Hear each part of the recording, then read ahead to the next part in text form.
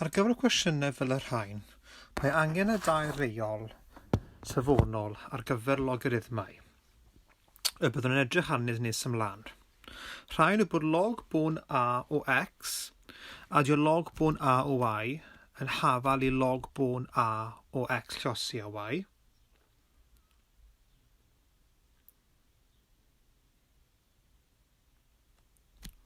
Mae log bôn a o x tynnu log bôn a o y yn hafal i log bôn a o x rannu ag y. Ac mae n lliosi log bôn a o x yn hafal i log bôn a o x i'r pŵer n. Dyma'r offer sydd gennym i ymdrin â'r cwestiwn hwn. Felly, os dechreuwn drwy ysgrifennu'r cwestiwn i lawr, mae gennym 2 log bôn 10 o x yn hafal i 1 adio log bôn 10 o 5 tynnu log bôn 10 o 2.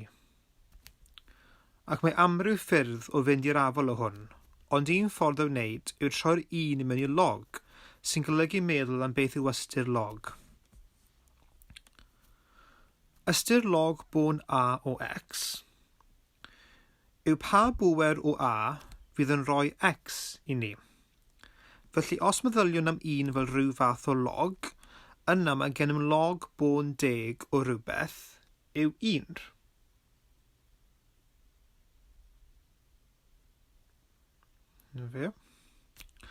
Os rwy'n ni x i mewn, rydym yn mynd i ddarganfod beth mae x yn gorfod bod.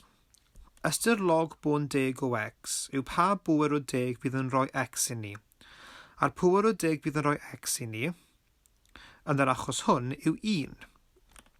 Ystyr hwn yw bod x yn 10 i'r pŵer 1, ac felly mae x yn 10.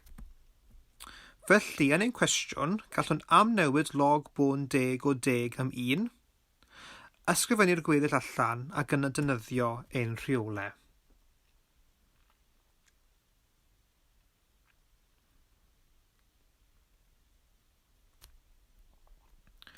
Felly, ar yr ochr chwith, mae gennym achos o'r rheol hon. Felly'r rheol yma. Mae gennym rhywbeth wedi ei liosi ar log ac fe fydd hwn yn newid i log bôn 10 o x i'r pŵer 2. Ar ochr dde mae gennym adio fan hyn. Felly mae'r adio na ni fan hyn. Ac felly rydym yn defnyddio y reol hon a thynnu fan hyn, sy'n golygu defnyddio y reol hon. Felly, gallwn gyfuno'r 3 logarithm hyn i log bôn 10 o'r 2 cyntaf wedi ei lliosi am fod y logiau wedi ei adio, sef 10 lliosi a 5, ac yna rydym yn rannu ar 2 oherwydd bod y log wedi ei dynnu. Mae hyn yn rhoi log bôn 10 o 10 lliosi 5 sy'n 50 wedi'i rhannu â 2 sy'n 25.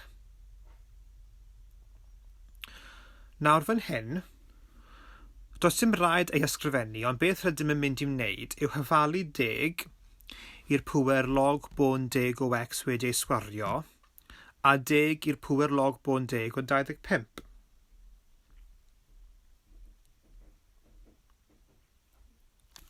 Ac mae 10 i'r pŵer log bôn 10 yn canslo, sy'n gadael x wedi ei sgwario yn hafal i 25. Golyga hyn bod gennym x yn hafal i 5 neu minus 5, a mae'n bwysig iawn bob amser wrth gymryd ailystad i ystyried y ddau ateb, y positif a'r negatif. Yn yr achos hwn, ni allwn defnyddio'r minus 5, oherwydd mae'r cwestiwn yn rhoi log bôn 10 o x. Byddai jyst yn rhoi lawr log bôn 10 o x. Na ni. Byddai hyn yn golygu bod gennym log bôn 10 o minus 5. Ac ar y cam hwn, os ydyw'n minus 5, dydych chi ddim yn cael gwneud logiau rhifau negatif. Mewn gwirionedd, mae'n bosibl gwneud logiau rhifau negatif, ond dydyn ni ddim yn delio hynny eto. Felly mae gennym y ddatrisiad am ran A. Hoffwn sôn yma hefyd am dechneg dda ar gyfer aroliadau, sef pan bydd gennych ateb rhifiadol sy'n dod o ofaliad. Os ydych chi'n ysgrifennu CH, felly fyny fel hyn, a felly mewn pensil, ac yna os oes gennych amser ar ôl ar ddiwedd eich aroliad, gallwch wirio eich ateb yn y cyfrifiannell. Felly, gyda'r cwestiwn hwn, gallwn ni roi 2 log bôn 10 o 5 i mewn i'r cyfrifiannell, darganfod beth ydyw. Dydw i ddim yn mynd i trafferthu gwneud hynny, ac yna gallwch chi wneud 1 adio log bôn 10 o 5 minus log bôn 10 o 2. Ac os yw'r ddau yr un fath, yna mae'n debygol eich bod wedi gwneud y cwestiwn yn gywir.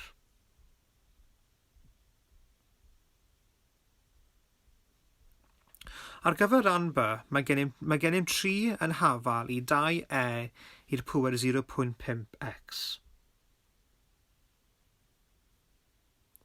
Felly'r cam cyntaf yw'r rhannu'r ddwy ochr â 2 i gael yr e pŵer 0.5x ar ben ei hun.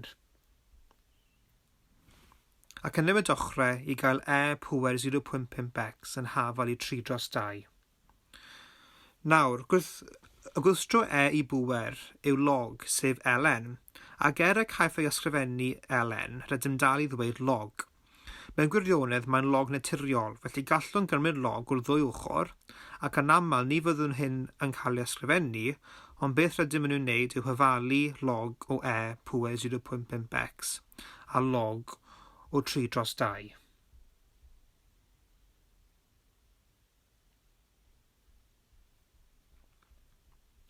Yr hyn yr ydym yn ei ysgrifennu yn gyffredinol yw bod 0.5x yn hafal i log 3/2.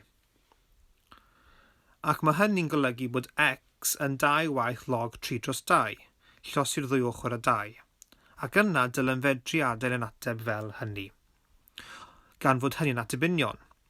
Ond gan nad yw'r cwestiwn yn dweud wrthym a oes angen ateb rhifiadol eu peidio, byddai'n well defnyddio ein cyfrifiannellau i gynhyrchu hyn, a bydda hynny'n 0.81093.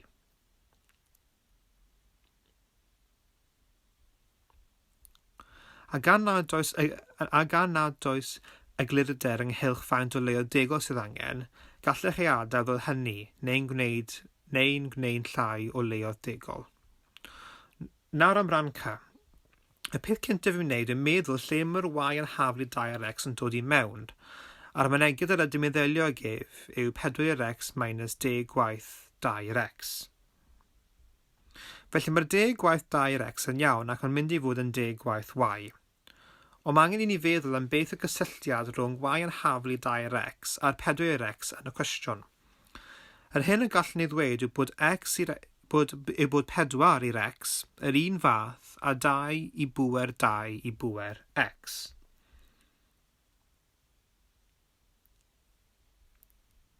Ac mae hynny yr un fath a 2 i bŵer 2x.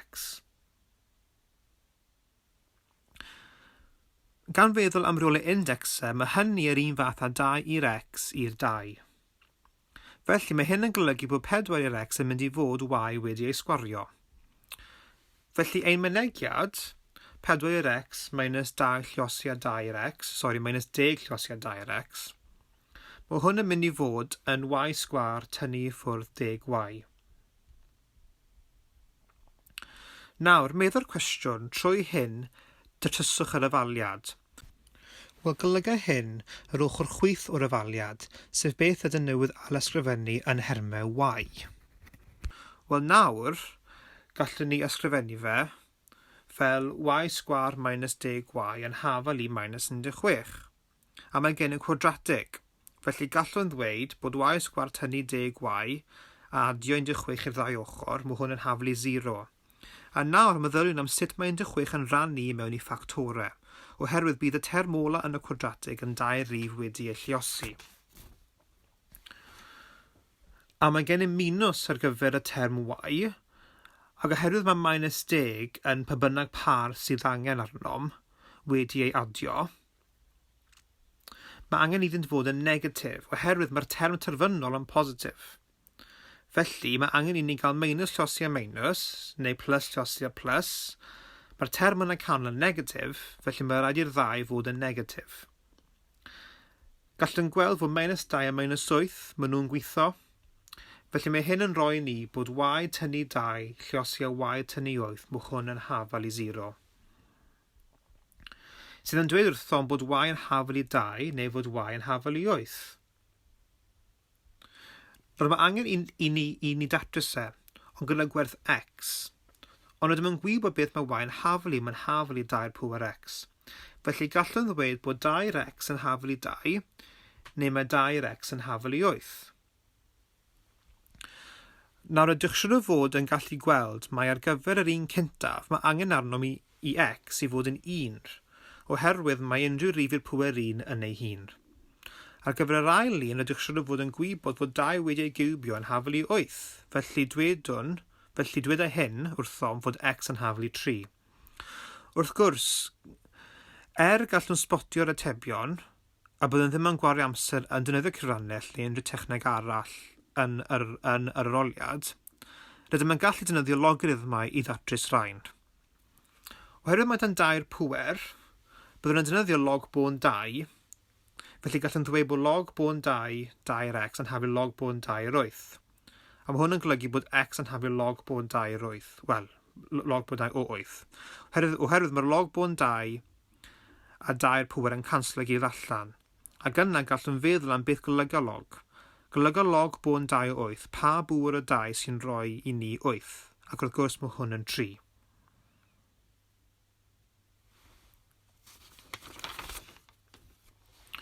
Yn y cwestiwn yma, mae'n werth cael edrych cyflym ar y fersiwn cynllun marcio'r ateb, sy'n dangos bod yna bob amser ffyrdd gwahanol o wneud cwestiynau. Yn y cynllun marcio, mae'n wedi defnyddio dull mwysafonnol, sef i gael yr holl logarithmau ar un ochr, ac yna defnyddio y rheolau i gyfuno nhw. Felly yn y llinell cyntaf, fan hyn, mae'n wedi gwneud beth gwnaethom ni gyda symud y 2 i fyny, gan ddefnyddio y reol, ac yna mae'n wedi symud y logarithmau i'r ochr chwith. Ac yn yr ail llinell, mae'n wedi cyfuno y 3 yma, eto yn yr un ffordd gwnaethom ni.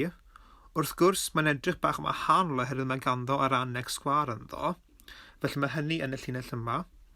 Ac yna mae'n wedi gwneud 10 i'r pŵer o'r 2 ochr. Wrth gwrs, mae 10 i'r pŵer log bon 10 o ryw rhif, felly dweud o'n x. Mae hwnna yn hafal i y rhif yna. Felly ar yr ochr dde, mae gennym 10 i'r pŵer 1, sef wrth gwrs yn hafal i 10. A wedyn mae'n wedi gorffen bant gyda algebra syml. Mae hyn yn pwynt dda i sôn am y ffaith fod ydyn yn cael ar y pwynt yma y -5. Felly y -5 fel datrysiad posib. A siaradon am hyn yn y datrysiad rydym newydd edrych ar o blaen, a mae'n rhoi mas eich bod yn gallu cael logarithmau o rhifau negatif, a mae hyn yn gysylltiedig i unfathiant mathemategol enwog iawn, sef fformwla Euler. Felly byddai jyst yn ysgrifennu mas fformwla Euler i chi nawr. Felly mae'n i'r pŵer pi plus 1 yn hafal i 0.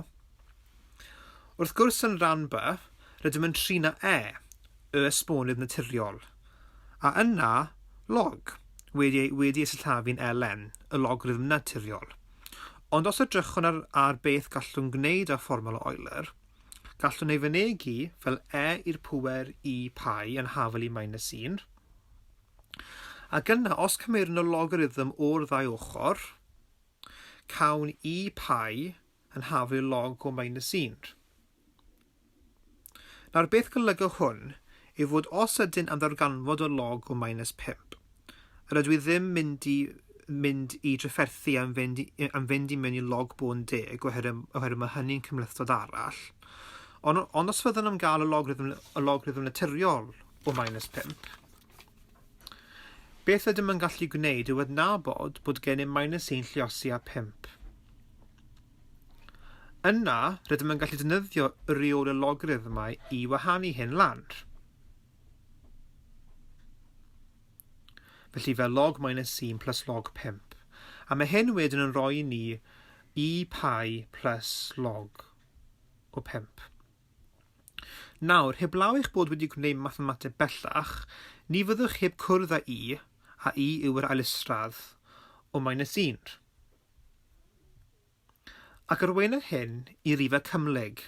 Mae hyn bendant wedi cybyn I heibio mathemateg lefel A, ond bydd peth ych chi yn mynd I mewn I flwyddyn 40 ac yn cael tro ar mathemateg bellach a S. A bydd nifer ych chi falle mynd ymlaen I faths neu peirianneg neu I raddau eraill fydd y defnyddio rhifau cymhlyg. Felly mae hwn jyst yn blas bach o hynny. Mae'r ail datrysiad, sydd wedi ei rhoi yn y cynllun marcio ar gyfer ran A, nid ydw yn rhy hoffus o fe am ei fod yn defnyddio y cyfrifiannell yn syth. Ond mae hyn yn digwydd fod yn y lles yma yn diweddu lan gyda'r union ateb 5 ar y cyfrifiannell. Ond, ar gyfer mathemategol, nid yw hyn yn bleserus I weld, oherwydd rydym wedi gorfod defnyddio cyfrifiannell, neu byddwn wedi gallu defnyddio tablau log fel oedd pobl arfer gwneud cyn cyfrifiannellau, ond hefyd rydym yn rhoi risg ar gael llai o gwyrdeb. Gyda rai o'r cyfrifiannellau cynnar, byddwn falle wedi diwedd lan gyda rhywbeth fel x yn haflu 4.99 rhywbeth, neu 5.001 rhywbeth. Yn gwneud mewn ffordd mwy mathemategol fel gwnaethom yn fersiwn I o'r ateb ac yn y ran yma o'r cynllun marcio, cawn yr ateb union.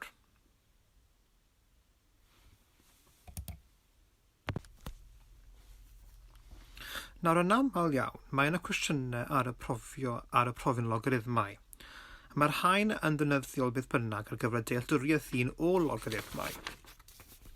Felly, os ysgrifennwn y tri unfathiant sydd gennym, mae gennym fod log a xy yn haflu log a x plus log a y, lle dyma fe fan hyn.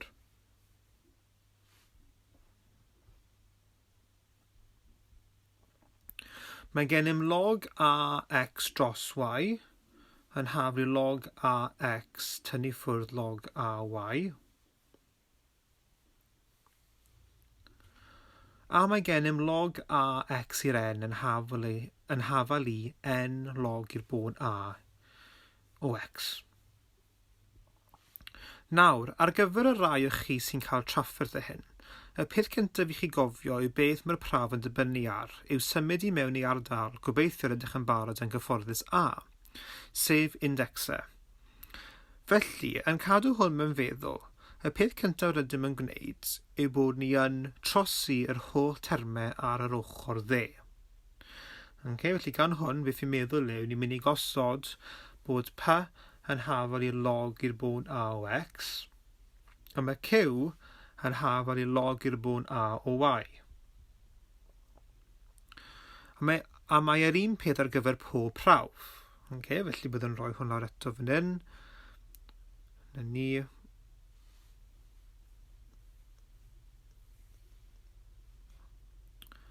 Ac wrth gwrs, gyda'r un olaf, dim ond y term p sydd angen arnom. Nawr, yn cadw yn eich feddwl bod log i'r bod a o x yn meddwl pa bwr a sy'n rhoi x. Yn yr un cyntaf, y pŵr a sy'n rhoi x yw p. Felly, y pŵr a sy'n rhoi fi x yw p. Yn yr ail un, y pŵer o a sy'n rhoi fi y yw q. A nawr wrth gwrs bydd yr un peth fan hyn. A nawr hefyd a'r pŵr p yw x gyda'r un ola. Unwaith rydym wedi gwneud hynny, rydym yn dechrau bant gan edrych ar xy. Felly yn yr un cyntaf yma, Felly mae x dros y a wedyn i x i'r n. Felly nawr ein bod wedi trosi mewn i'r ffurfiau yma fan hyn. Felly y ffurfiau, Yna mae'n x yn hafal I a p, a mae'n y yn hafal I a q. A fan hyn ni a p dros a q. A fan hyn mae gennym a i'r p i'r pŵer n. Ac yna, a dyma yw'r pwynt, am ein fod wedi symud i indexau, rydym yn gwybod y rheolau fan hyn. Felly pan ydyn yn lliosi dau rhifau indexau sydd yn cael eu lliosi, felly lliosi dau rhifau indexau sydd yn cael eu lliosi â'i gilydd, rydym yn adio yr indexau. Pan ydyn yn rannu, rydym yn tynnu'r indexau, a pan ydyn yn mynd i'r pŵer n, rydym yn gallu lliosi yr indexau. Felly, rydym wedi troi edrych ar indexau, ond nawr gallwn dychwelyd yn ôl i logarithmau. Felly, cymeirwn bod log i'r bôn a xy, nawr mae log i'r bôn a o a i'r pŵer, mae'n yn canslo i gilydd allan. Felly nawr mae gennym p plus q. Mae gennym log i'r bôn a x dros y, a hwn yn haflu p minus q, a fan hyn mae gennym log i'r bôn a x i'r n, a mae hwn yn rhoi ni np wedyn. A nawr dyma i gyd sydd ar ôl yw i fynd yn ôl i'r llinell yma a amnewid ein p's a'r q's. Felly mae gennym log i'r bôn a x plus log i'r bôn a y. Mae gennym log i'r bôn a x minus log i'r bôn a y. A mae gennym n log i'r bôn a x. A felly gallwn crynhoi y proses yma gan ddweud yn gyntaf rydym yn symud i indexau.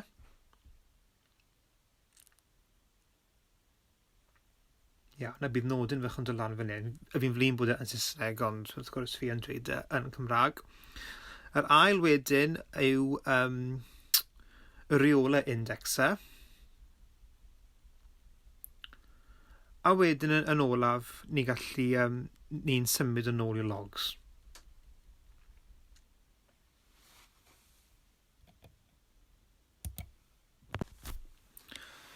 Mae'n ddefnyddiol gyda logs i gael syniad o siâp chromlin log. Weithiau felly bydd rhaid i chi lunio fe beth bynnag a gallai fod yn anodd i gofio. Union fel gyda profion, lle eithon ni mewn i indexau sef bwnc adnabyddus. O edrych ar y graff o logarithm, mae'n werth edrych ar raffiau esbonyddol.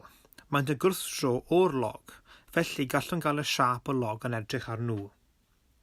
Felly, y mandas fan hyn hefyd yw'r ydych wedi dod ar hyd o raffiau esbonyddol mewn mathemateg, falle'r ydych hefyd wedi dod ar hyd ohonynt yn dweud yn deiryddiaeth, mewn rhywbeth fel twf poblogaeth, a mewn dweud yn bioleg gyda twf bacteria. Felly, maent yn gymharol adnabyddus. Ac yma gallwn gweld bod gennym 10 i'r pŵer x. Felly byddai'r jyst y pwynt fan hyn, 10 i'r pŵer x, a mae'r 10 yma yn gysylltiedig i'r slider yma. Rydym yn gallu newid mewn munud os ydyn am. Felly gwydd yma y log yw yr adlewyrchiad o hwn yn y linell y yn hafal i x. Felly os ydyn yn gosod y linell yma, a wedyn gallwn edrych ar raff log hefyd. Os ydych yn gogwyddo eich pen yn 45 gradd i'r dde, neu troi eich sgrin 45 gradd i'r chwith, byddwch yn gweld ei fod yn adlewyrchiad prydferth. Nodwch hefyd, roedd yn y siarad am log o 5 a log o minus 5 yn gynharach. Nid yw graff log ar y plan real. Mae hyn gyda'r rhifau real yn ymddangos yn y pedrant yma fan hyn. Felly mae'r log ddim yn ymddangos yn y pedrant yma fan hyn. Ac un ffordd o feddwl am hyn yw nid yw'r chromlin esbonyddol yn ymddangos fan hyn, a ddim yn rhoi gwerthoedd negatif y y i ni pan ydyn yn codi rhifau i'r pŵer o x. Felly mae hynny'n un ffordd o gofio amdano hwnna. Nawr, fel dweud, rydyn yn gallu symud y slider. Os ydym yn sleidio hwn i lawr, bydd cromlin glas, y cromlin esbonyddol, yn symud tuag at y dde, oherwydd mae gennym rif mwy fach yn codi pŵer o x. A felly, ei fod yn edrych i fod yn symud i'r dde, beth sy'n digwydd yw mae'r gwerthoedd yn symud tuag at i lawr, oherwydd maent yn mynd yn is.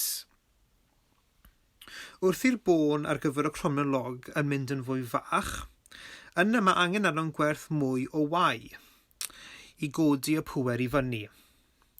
Felly bod y cromlin log yn codi. A dyna'r diwedd.